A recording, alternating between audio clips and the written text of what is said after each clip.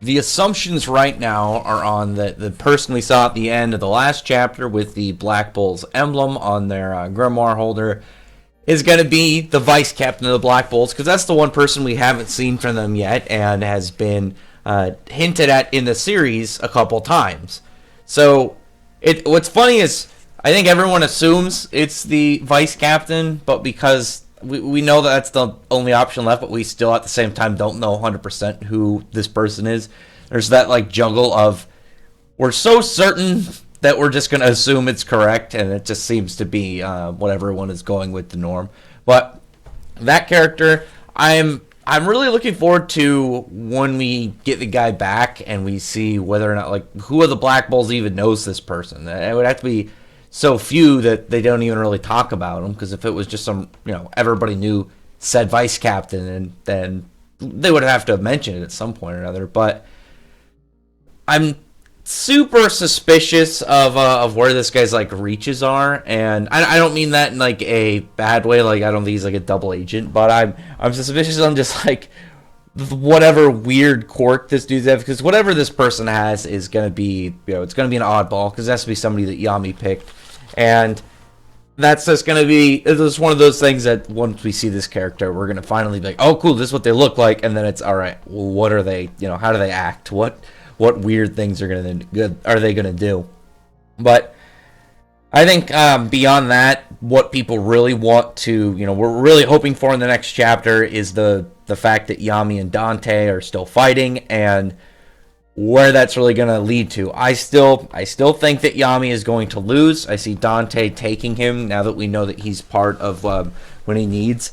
I think he'll either take him and then kidnap Yami and go back to the Spade somehow, or a bunch of other captains and stuff are going to show up, and it's going to be like, oh, Dante is just outnumbered, he's going to have to pull out.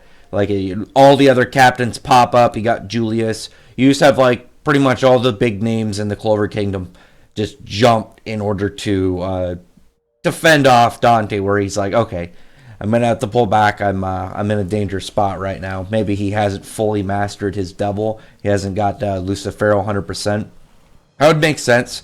And at the same time, it would give a really big kind of like flex moment. You get a nice like heroic part for like the good side of the series, because Dante and the Spade are cool, but obviously they're the bad guys, so it would be nice to see just the good guys have a kind of a flex moment on them, get their presence all in there, and possibly see maybe who's the current Wizard King at the same time when everyone shows up. And I think everyone can agree it's going to be between Fuegoleon and Nozel, so them showing up and then finding out which one of them it would be a really cool way to end this battle without them already, because they already have William, so they would have both of the things that they need in order to perform their plan. And I imagine it's going to be a while, so I guess it would take a while to like get set up, but I still suspect that this whole war is going to be as long as the Elf Resurrection arc, because that was more like a saga.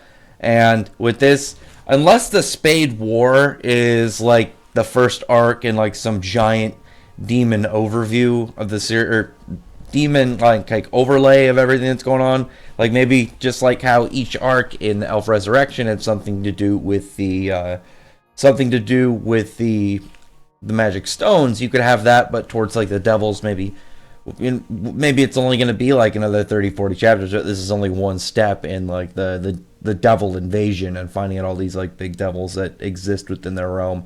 Because that's going to be the really interesting thing, is when you get past the fact that like the Spade Kingdom has like their very, very like collective like handful of characters. You have the Dark Triad and whatnot. But in the Dark Triad, they have their devils. Like, each of their devils is part of a level of antagonist group above what we've already got. Because beyond that, like, we know with the Tree of Kilthoth that there is going to be X number of devils still to come.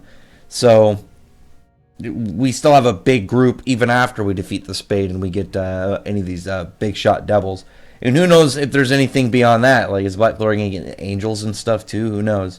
Anyway, yeah. In the next chapter, I can really see this having to drive back Dante. This is like They can't have any more beyond that, or Dante's just gonna like lose control and start like fucking people up pretty hard and end up taking down Yami. And I think if he gets Yami, it's gonna be like a pretty vicious turnaround. And this Spade Kingdom's already got 2 solid flexes with their fight, so Xenon and Dante just clubbing their opponents like the second they get serious. Well, one clubbed him, the other one's just skewered him and just ditched him.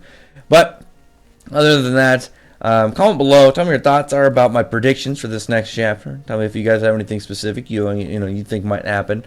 And I really appreciate it if you would thumbs up the video. But from the like button and subscribe button, check out my other videos. But other than that, I appreciate everybody who's already subscribed. I thank you all for listening. Bye.